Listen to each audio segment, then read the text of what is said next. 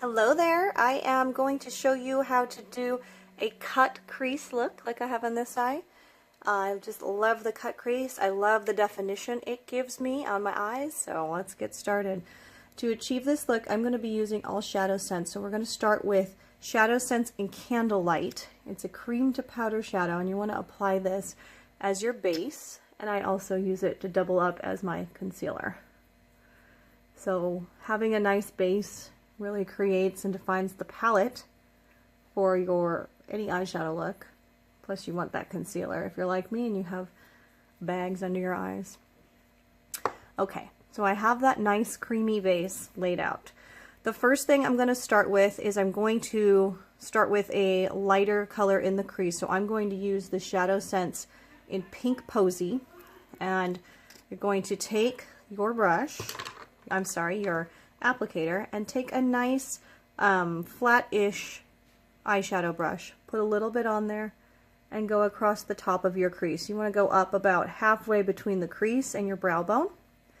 Just really adding in a nice color that's going to act as an ombre for the brown that I'm going to be putting on. So fluff that all around the crease, halfway between the brow bone. It doesn't have to be perfect. It's going to be blended in with others. You can even blend that with your finger. And then the next thing you're going to do is get your darker color. So I'm going to take Shadowsense in Garnet, and you want to have a nice small or crease brush. So I'm using the Stila double-ended brush. And take your Shadowsense if you're using Shadowsense, just regular shadow if you're using that. Put a little bit on your brush, and you're going to start going back and forth across the crease. So make a nice line and go back and forth in a sweeping motion from one end all the way to the other. Once you get to the outer corner, you can blend back in, almost in the shape of a V.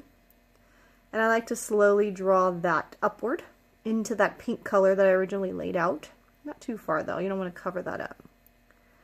And now you've got the beginnings of a crease. You're going to want to take a fluffy blending brush and blend that down so that it blends in with that pink. And do that sweeping motion again. You don't want it to stay too harsh for this first layer. What you are going to do though is add a second layer. So I like to go back and take my Shadowsense, add a little bit more onto my brush, and put it back into the crease. And if you don't get enough, you can always add even a little bit more. So start in the middle of your crease, and this time try to stay a little lower when you go with your back and forths. Don't draw them up so high. And you can see that definition starting to happen in that crease. You can really start to see that now that you do have a crease. That dark color is starting to pop. So, and we just keep repeating that process. Blend it out a little bit more. What I like to do for this last layer is I actually, with these shadows, like to just grab another eyeshadow. So I'm going to use the Maybelline palette that I have. You can grab whatever eyeshadow you have, but there is a nice dark brown on there that I like to add into on top of my Shadowsense. And my Shadowsense serves as a beautiful base for that. It will keep it all day long. And you see how I really have kind of a dark line now going across my crease, but a beautiful ombre with the other colors. I'm going to take that blending brush and sweep back and forth. I like definition, I don't like it too harsh. And that's the crease part. Now we're going to cut the crease. So you're going to take a light color. I'm using the Shadowsense in Pink Frost as my light color. Grab a flat eyeshadow brush. So this one's super flat and kind of dense. And you want to take a little bit of your light color and starting in the middle, pat it. So it's got a lot of contrast. You're going to pat it to both ends, and as you come up to the crease, start to do that same sweeping back and forth motion. You're going to cut that crease. So now you can really see where the lid begins. Or, I'm sorry, where the lid ends and the crease begins. I like to go all the way out and cut it straight across. You can come back with your dark brush if you want and cut that back in a little bit.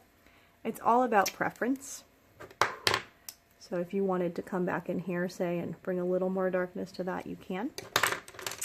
And at the end, you're going to grab your fluff brush and just gently blend it out. Not too much. You want to retain that definition, but you can blend it out. And now you can see that that is a cut crease. And lastly, in order to finish up your look, what you can do is add a little bit of eyeliner. I actually take the Onyx Shadowsense and create an eyeliner with that. So I like to come in here and just give a little bit of liner across the lash line with that. Gently sweeping it so it's not too much. But it's definitely different from my shadow. And I like to blend it out into a nice smoky look for this eye. If you want that to be a little bit more defined, you can certainly do that with a eyeliner brush, or you can keep it smoky like so. So you can define it, you can make it smoky, you can do whatever you want. It's cream to powder. And then you just want to finish that up with some mascara, and your look for your cut crease is all ready to go. Ta-da!